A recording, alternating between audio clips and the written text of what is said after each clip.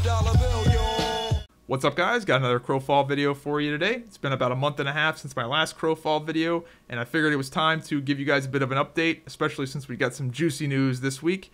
And knock on wood, hopefully I'll be making these videos more frequently now that Crowfall is starting to become a real game. They're starting to develop the features that make the game fun, and they're actual game features rather than back-end system stuff. So, I'm excited. Hopefully 2017 will be much more interesting for Crowfall. I'm thinking it will be. So, some juicy new updates this week. Let's start off with the Templar. The Templar is a pretty neat class. I've been looking forward to this class for a while. It's the first archetype to have a synergy, like a direct intentional synergy / counter mechanic with another class. Without getting into the lore too much, essentially the Confessor and the Templar both worship the same god, but in a different way. They both use Sin as a debuff to empower their abilities, and however, so they both use Sin, but the Templar can cleanse Sin. So the Templar kind of counters the Confessor in a way, and if they're both on the same team, however, it's, you know, 2 thumbs up because they're both putting Sin on targets and it's empowering both of their abilities. So they kind of counter each other in some ways, and if they are working together, then it's 2 thumbs up. So I think that's kind of neat. There's some of that right now with the Duelist and Specialist abilities. They're doing some stuff like that, but this is a very direct, you know, synergy / counter built into the class. I think it's pretty unique. Not too many games do that. So the Templar is a melee paladin class. It is the traditional paladin with, you know, sword, holy abilities, support, that kind of thing. It uses a combo point system, but unlike a traditional combo point system, you build up 5 combo points and you spend them one at a time. So you can build them up and dump them all at once, or be passive and, you know, keep 1 or 2 in the tank for when you need to do one of your support abilities. I think that's the way, at least I'm envisioning, it's going to be played. I have a feeling people are going to hang on to 1 or 2 of the combo points for some of the support abilities rather than just dumping them all, but you can dump them all, so it should be pretty cool. I think I like that, but we'll see. Now, just to go down the abilities, the left click is a traditional 1, 2, 3 combo in this game. The third hit will generate a combo point, and this can double. You can get an extra combo point if you hit a target that has Sin on it. So again, if you're playing with a Confessor, or if you build Sin with some of your other abilities, you know, double generation. So that's pretty simple. Moving on to the right click ability, which is called Righteous Stand. This is a pretty interesting ability. It is similar to the Knight's block, at least the first part of the combo is. The Knight, he puts up his shield, he takes like 90% less damage. It's very, very powerful. This, I would assume, is going to be significantly less damage reduction, but the second part of the combo is when you put this up, when you put up this guard, if a melee character hits you, it will trigger the Righteous Parry ability, which is going to parry and do a knockdown.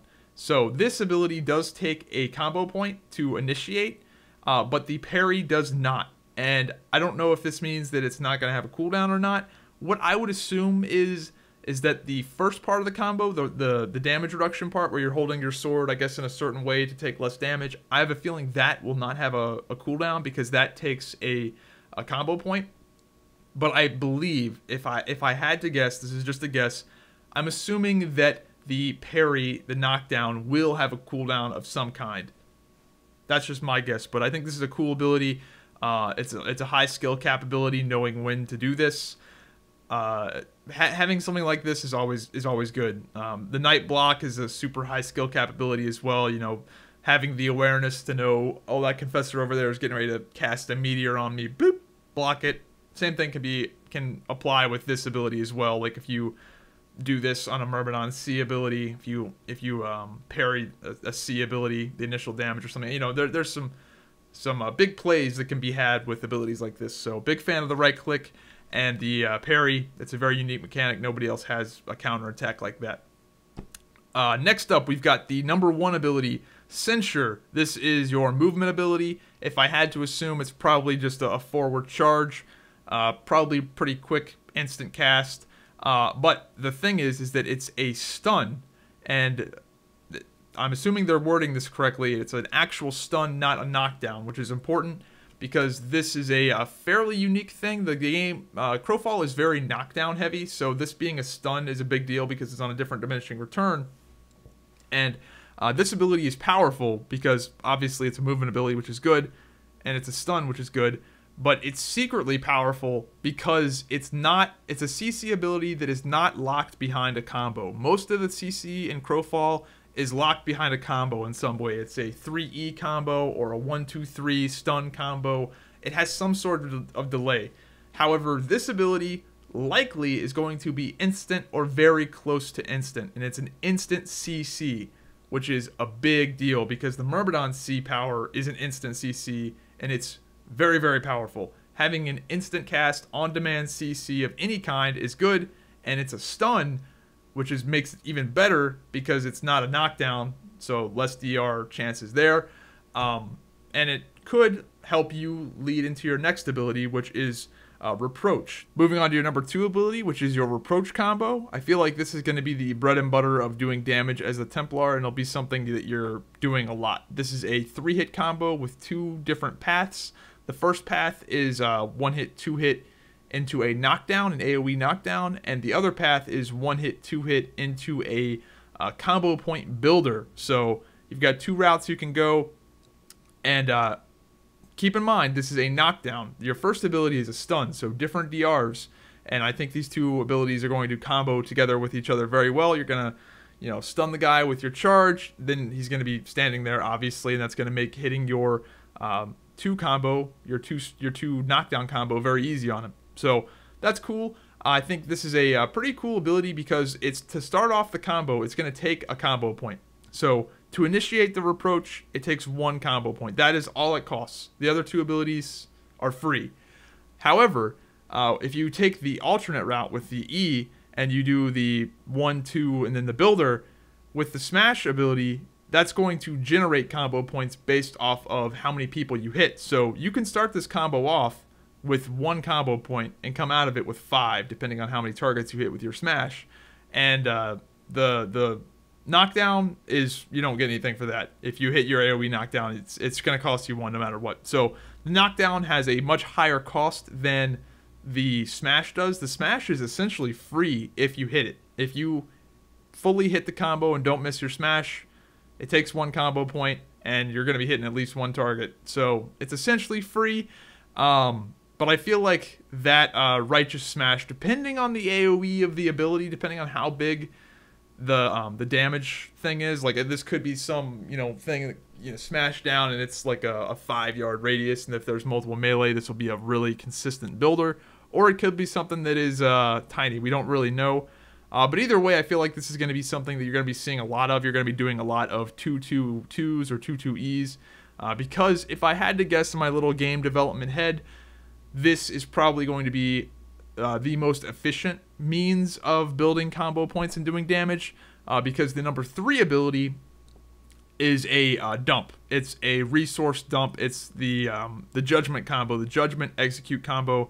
If I had to assume, this ability is going to probably be a quick combo. It does extra bonus damage to enemies that have low health. It's an Execute by design, and both Judgment and Execute cost a combo point. So this is probably something that you do when your 2 is on cooldown and you've got some extra points you don't mind spending, or maybe, I don't know. I have a feeling this is going to be the dump. This is going to be the inefficient damage that is quick and easy and dirty to get off, whereas the 2 will probably be the thing you're doing a lot of. But this is me just speculating based off of other MMO design. But looks interesting. It seems like that I really like how potentially volatile this class can be with combo point generation. Like, you can get 5 combo points instantly and then dump them with Judgment and Execute, and then get 5 more combo points depending on how big the fight is. It's pretty cool. So the Judgment combo, I think, will probably be something that you have to use a little sparingly, maybe, because you're not building any combo points with it like you could be with the Smash. And typically the 2-hit combos are pretty quick in this game, so we'll see. It's just my speculation. Number 4, Divine Light. This is an interesting ability. So it's an AoE heal. So I'm assuming this is probably some big holy circle that you put on the ground, if I had to guess. And it drains combo points. The longer that it, I guess the more that it heals, the longer that it heals. I don't know the specifics on the mechanics. It's a free ability to initiate. So putting it down is free. And I'm assuming that it probably has a refresh rate saying like, hey, if the Templar has combo points, it's going to heal based off of the combo points. So every time it heals, it takes a combo point away from you.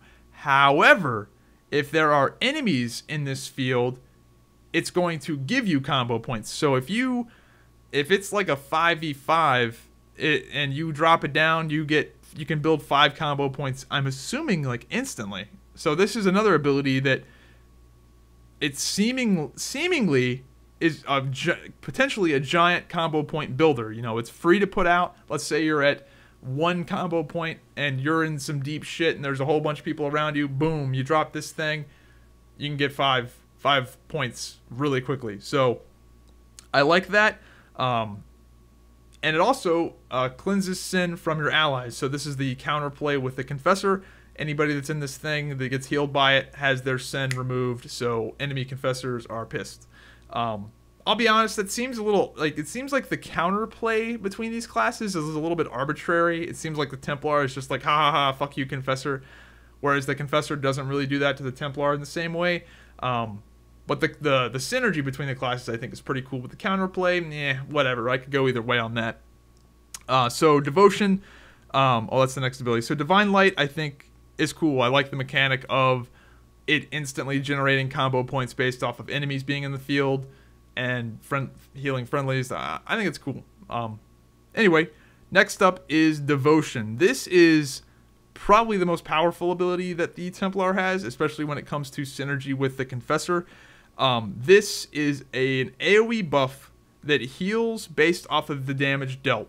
I'm assuming this is probably going to be a lifesteal, like a, I don't know, 10% lifesteal, 10% of the damage you do is healing, something like. If I had to guess, since lifesteal is a stat in the game, it's probably just a flat lifesteal. Maybe the healing is done based off of hits, but I would assume it's probably just a standard lifesteal percentage. I could be totally wrong about all this shit. You know what they say about assuming, but what else can you do right now? So this is a lifesteal ability, and it AoE lifesteal buff. And what this does, the bonus effect is that anybody that has this buff that is healed by it, that attacks another player, builds sin. So you and your party of 4 other players, all their attacks are building sin. So the Confessors in your group are like, yay, because if you've got a champion in your group and he's hitting a guy, he's building sin on that guy. You're building sin on that guy. Your other guy is building sin, and sin is being thrown up everywhere. So all your left clicks are getting more bonus generation. Your passive, I believe, I wonder if the 2 combo benefits from your passive as well. We'll get to the passive here in a second. But yeah, so this is AoE heals, sin generation, fun times. Next up, we've got Holy Warrior. This is the Templar Super Saiyan ability. I'm assuming this will probably turn you into some sort of light bulb where you've got crazy holy light flying around you. What this does is it gives you a maximum HP buff, a heal, and it makes all of your damage, which I'm assuming is mostly physical, it makes it all holy damage, which is unmitigatable by armor. This, it penetrates straight through armor. Some guys wearing plate gear, doesn't matter, it's holy damage, goes right through it. So that's cool. Different damage types, that's neat. And there's some bonus effects with this ability in the passive, which we'll get to in a second. But I like that this ability is built up by doing damage and by healing. Or not healing, by doing damage and by taking damage. So this thing builds up slowly over time as you do damage and as you take damage, and it builds up faster if you're hitting targets with sin on them. So pretty neat. And there's a bonus little hidden effect that makes it even cooler, and we'll get to that here in a second when we talk about the passive. Next up, we've got Brilliance. This is one of the cooler abilities, or one of the more powerful abilities in the kit that doesn't seem that powerful off the start, but it's another instant CC, or at least I'm guessing it's going to be based off of the other C powers that are in the game. What this does, it's another temporary HP buff and healing, so it's got that in common with Holy Warrior, but it also has an instant blind. This is kind of a big deal because the instant blind, blinds are rare in Crowfall. There's only 2 other blinds in the game, and the Confessor blind is not really used the same way as, say, the Templar blind or the Champion blind would be. So it's something it's a fairly unique CC. It's probably not going to be on DR with much, and it's instant. It's not locked behind. This one is going to be flat out instant because all of the C powers in the game are instant. You just hit C and boom, it goes off. It's not locked behind a combo, so it's better than the Champion blind in that regard. It's going to be very easy to do this out of CC chains if you do your stun into your knockdown, whatever. And again, I'm really trying to emphasize on the fact that this is a blind. So you've got, as a Templar, you've got 3 unique CCs. You've got a stun, you've got a knockdown, you've got 2 knockdowns, and you've got a blind. Both the stun and the blind are instant and not locked behind combos. So it's pretty damn powerful. I like these kind of abilities because they can be used in multiple ways. The blind, you can use it aggressively as a CC. You can use it super defensively as a heal and an HP. Wait. Let me make sure I got this right. Yeah. You can use it defensively as a temporary HP buff and the healing. You can stack it with Holy Warrior, because with Holy Warrior you get the HP buff, the healing, the more healing. You know, you can stack this thing with other stuff, so you can go super Saiyan if you wanted to. So I like that. I think that's all I can really say about that. Now moving on to the Retaliate. The Retaliate, this is something that everybody's got, but the Templar has a bonus effect on her Retaliate. Her Retaliate causes her to build combo points based off of how many people she hits. And I'm assuming this Retaliate is probably a 360 like all the other ones are in the game. So the Retaliate, in a way, is kind of an offensive thing. So that's neat. I like that because, again, rewarding good play. You know, you're at low combo points, you hit your Retaliate, hit multiple people, and boom. It's a big reversal. You know, I like how volatile it seems like the combo points can potentially be, or at least how quickly you can potentially get them. So that's neat. Now onto the Faith passive. This, I'm sure, has some sort of internal cooldown, at least for the first part of the effect. It reads off saying that you get a combo point when your combo points are empty. So if you were down to 1 combo point and you use that combo point, you get another one back. I'm assuming that's got an internal cooldown. That would be stupid if it didn't, because you would never run out. So I'm assuming that probably has an internal cooldown. And the passive also gives you a bonus point for all of your generators against a target that has Sin on it. So anything that can build combo points and it has Sin on it, you get an extra one. So what this means is your left click. If the target's got Sin on it, instead of generating 1, it generates 2. And this also means that your Righteous Smash, which is also a generator, potentially, can go bananas. So if you hit 2 targets with it and they both have Sin, boom, you get 4 combo points. You don't have to hit 5 targets to get 5 combo points, potentially. You can only hit 3. You could hit 3 targets and max out. So that's neat. That's pretty neat. I like that. Again, very volatile. And the last part of the effect, let me make sure I've got this right here. Anytime you, so when you drop below 35% HP, you will automatically activate Holy Warrior. Now I don't know the specifics of this. I don't know if you can do 2 back-to-back Holy Warriors. Like maybe you drop below 35% health, it activates Holy Warrior. Does that drain the meter on your build-up, or do you keep that? Can you do back-to-back Holy Warriors? I don't know. We'll see. But this is the interesting part. So if you pop Holy Warrior and then you drop below 35% HP, you cannot die for the duration of Holy Warrior. You can go to 1 HP. You can't die until the effect is over. So that could be interesting, especially considering like the siege warfare kind of way this game is, and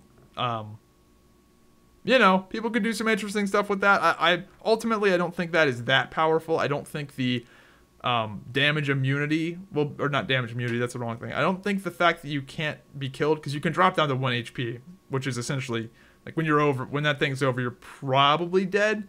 And the Templar is a tank class, so it's probably a little bit more durable than most. So I really don't see this being that big of a deal, the 1 HP part.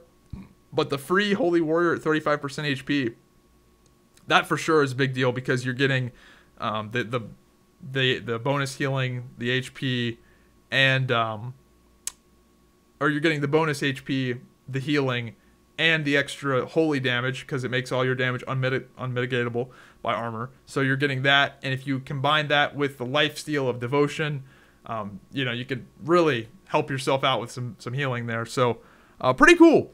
So hopefully I explained the abilities to, or at least what I think about the abilities in a decent way. It's kind of hard because you don't know everything about everything. They haven't told us the cooldowns or any of that stuff, but it's fun to speculate. What I want to talk about now is kind of just my overall thoughts on the class. The big thing here is that they have a lot of CC. They have a lot of CC, and it's unique CC, which is the big thing.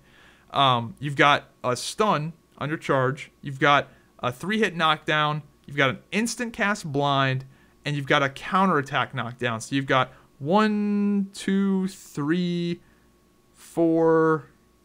Yeah, 4. Yeah, 1, 2, 3. Yeah, you've got 4 CCs and 3 unique CCs. You've got a stun, a knockdown, and a blind. And the stun and the blind are fucking instant.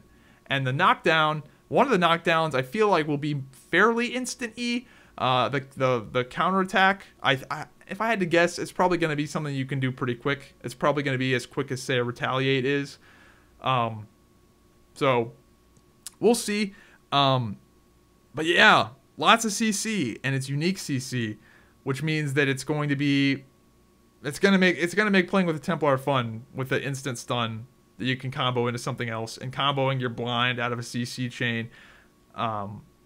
It's gonna be pretty nasty. I feel like the CC in particular is very powerful with this character. Moving on, this character is very support oriented. You are a tank by definition. You've got great AoE healing, a lot of CC, a lot of unique CC. So what this probably means is that the Templar is going to be the lowest damage class in the game. If I had to guess, it would probably be even lower than the Knight, just because you've got so many tools here that if the Templar does decent damage, it's going to be pretty ridiculous. So if I had to guess, the Templar will be one of those classes where it's like, whatever, a Templar is hitting me, until you pop that ultimate, not ultimate warrior, but until you pop that holy warrior ability. Maybe they'll get very scary with that holy warrior ability, with it being unmitigatable by armor, because that essentially means you're hitting a naked target. So I feel like from a game design perspective, the Templar is probably going to be a bit of a wet noodle when it comes to hitting people outside of holy warrior, but that's just me guessing. I don't know shit. And lastly, talking about the counterplay and synergy with the Confessor. This is a bit of a one-sided relationship, I feel like. The Confessor needs the Templar way more than the Templar needs the Confessor when it comes to offense. The amount of sin you can generate with devotion, potentially, seemingly from what I've read on the ability, is insane. You're going to be able to put up sin on everybody because everybody's attacks are generating sin. That sounds crazy. The Templar doesn't really need the Confessor, because the Templar is going to be building sin with that devotion ability, and the Templar doesn't benefit from extra stacks of sin, or at least not from what I've read.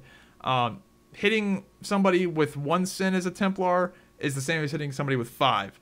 And the Confessor wants people to have 5 stacks because she can do the book close ability and the flamethrower ability for the extra damage. So I think the Templar doesn't need the Confessor as much as the Confessor needs the Templar, potentially. And the Templar counters the Confessor, where the Confessor doesn't really counter the Templar. The Templar can take sin away, take sin off with their Divine Light ability. Confessor doesn't do anything like that. The Confessor just, yeah, there is no counter there. So the counter, I feel like, was a little forced. Like, it seems like super random that Divine Light cleanses sin. I don't hate it. I don't really care either way, but it seems like very arbitrary. But anyway, that's just my opinion. Next up, your account name is your character name. Now, this is not official news. This is not something that they've said is going to be the case, but it is currently the case and has recently been changed. So I hope this stays. But right now, whatever your Crowfall forum name is your display name. This is the name that people see when you log in. Like, that's the name that's over your nameplate. And I really hope this stays, because this means that you'll have a reputation. If you can't change your character names with the vessel system, it means everybody's going to be held accountable, and you're not going to be able to talk shit without people knowing who you are. Because right now there's a few people in the forums that are just flat out fucking idiots, and you never see these people. So I like that people are held accountable. I like that if some guy's a fucking idiot in the forums and is terrible, you're going to know, because he can't hide behind a fake name. Oh, it's so great. I really hope this stays. And it's also going to mean that you're going to have to build a reputation. You're not going to be able to be... Well, if you're going to be a shitbag, you're going to have a reputation for being a shitbag. And I like that. I like that you're going to be, hopefully, held accountable by one name. Right now, like, I have the account name Zyback. I will be Zyback on all of my characters that I play. So I just hope that stays. They haven't talked about it. It's just a change that I noticed, and I really want that to stay. The next thing is character customization. They didn't reveal too much here, but this was just a news post they put out on December 6th that kind of shows off some of the character customization that you can do with the faces and the hairstyles and the scars, and the guild colors in particular I thought was pretty cool. You're going to be able to customize your like banners and guild colors, and yeah, I'll link to this, but pretty cool. A lot more character customization than I was imagining. These are the humanoid characters that they're showing.